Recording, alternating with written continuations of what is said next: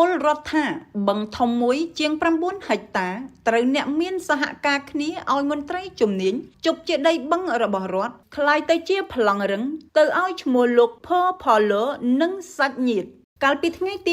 26ខែតុលាឆ្នាំ2025នេះ TNM ទទួលបានប្រភពច្បាស់ការថាដំបូងឡើយអាជ្ញាធរនៃរដ្ឋក្រុងអរិយខ្សាត់បាននាំគ្នាធ្វើសកម្មភាពប្រកាសប្រម៉ែប្រមូលពលរដ្ឋឲ្យធ្វើការផ្ដិតមេដៃដើម្បីស្ដារបាតបឹងផ្ទុកទឹកដើម្បីស្រោចស្រពផលដំណាំតែការពិតត្រូវបានបែកធ្លាយថាផ្ដិតមេដៃលក់បឹងឲ្យឈ្មួញទៅវិញប្រជាពលរដ្ឋរស់នៅសង្កាត់ព្រែកលួងក្រុងអរិយខ្សាត់បានបង្ហើបឲ្យដឹងថាដីបឹងបបោសដែលស្ថិតក្នុងភូមិព្រែកតាទេពសង្កាត់ព្រែកលួងក្រុងអរិយខ្សាត់ខេត្តកណ្ដាលត្រូវបានប្រជាពលរដ្ឋដឹងច្បាស់ថាជាសម្បត្តិសាធារណៈរបស់រដ្ឋនិងជាប្រភពទឹកដ៏សំខាន់សម្រាប់ស្តុកទឹកប្រើប្រាស់ស្រោចស្រពដំណាំនិងរំដោះទឹកភ្លៀងនៅរដូវវស្សាស្រាប់តែនៅថ្ងៃទី5ខែមីនាឆ្នាំ2025ត្រូវបានប្រធានមន្ទីរសូរិយោដីខេត្តកណ្ដាលបានចេញប្លង់ចំពោះដីបឹងនេះផងដែរកាលអំឡុងឆ្នាំ2021ក៏មានអ្នកស្នើដើម្បីប្រើប្រាស់ចុះបញ្ជីផ្ដាល់ប័ណ្ណកម្មសិទ្ធិពីសម្បត្តិរបស់រដ្ឋទៅជាសម្បត្តិឯកជនប៉ុន្តែសំណើនេះត្រូវបានរដ្ឋបាលខេត្តកណ្ដាលតាំងពីលោកគង់សោភ័ណ្ឌជាអភិបាលបញ្ជាក់ថាដីបឹងនេះជាសម្បត្តិសាធារណៈហើយក្រសួងដែនដីនគររមណីយកម្មនិងសំណង់មិនឯកភាពទៅតាមសំណើនោះទេហើយនៅថ្ងៃទី8ខែមិថុនាឆ្នាំ2022ក្រសួងដែនដីបានចេញលិខិតលេខ204 អ/សដភបានបញ្ជាក់ថាដីបឹងបបោសនេះជាដីរបស់រដ្ឋសម្រាប់យកទឹកប្រើប្រាស់ស្រោចស្រពដំណាំនិងរំដោះទឹកភ្លៀងនារដូវវស្សាដូច្នេះក្រសួងត្រូវរក្សាជំហរនៃការសម្រេចដដែលគឺលើកយោបល់គោរពជូនសម្ដេចតេជោនាយករដ្ឋមន្ត្រីដើម្បីពិនិត្យសម្រេចដ៏ខ្ពង់ខ្ពស់រក្សាដីស្នើសុំនេះទុកជាសម្បត្តិសាធារណៈរបស់រដ្ឋសម្រាប់បម្រើផលប្រយោជន៍សាធារណៈបើយោងតាមមន្ត្រីម្នាក់ជាអតីតធ្លាប់ជាអភិបាលរងខេត្តឈ្មោះបសផបានពន្យល់ពីច្បាប់របៀបរបបនៃការធ្វើប្លង់រឹងបានត្រូវមានកត្តាជាច្រើនខណ្ឌការវាស់វែងមានបានប្រាប់តំណឹងអត់ប្រាប់តំណឹងគេអត់ដូចអ្នកនៅជាប់ព្រំចិត្តខាងអីហ្នឹងទី1ទី2គេបិទផ្សាយ15ថ្ងៃ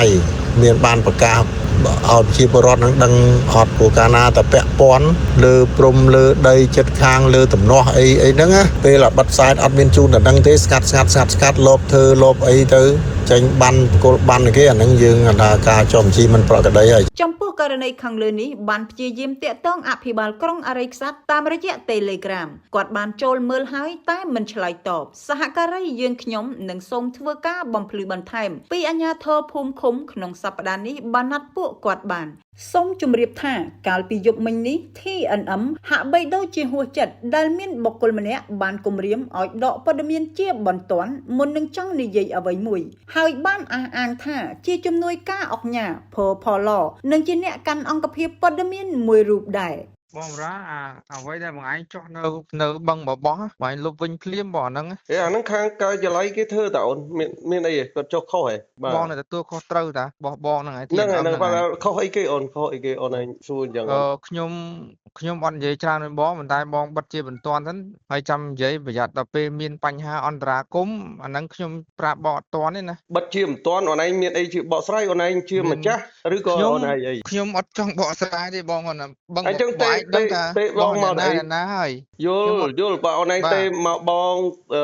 បញ្ជាឲ្យបងបិទប្រាប់បងវិញណាបងកិច្ចការងារនឹងទាំងអស់សិតតែរដ្ឋមន្ត្រីខាងក្រសួងបាទគាត់ដឹងលឺណាបង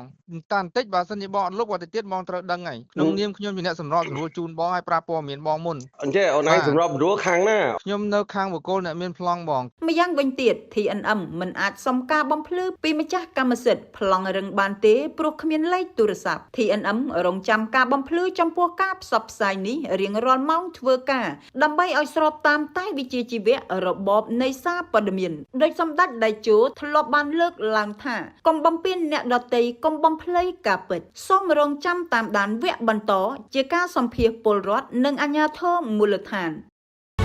ប្រូវីដាទឹកស្ព្រីងបូកគោរសជាតិផ្អែមស្រទន់ស្រស់ស្រាយបែបធម្មជាតិ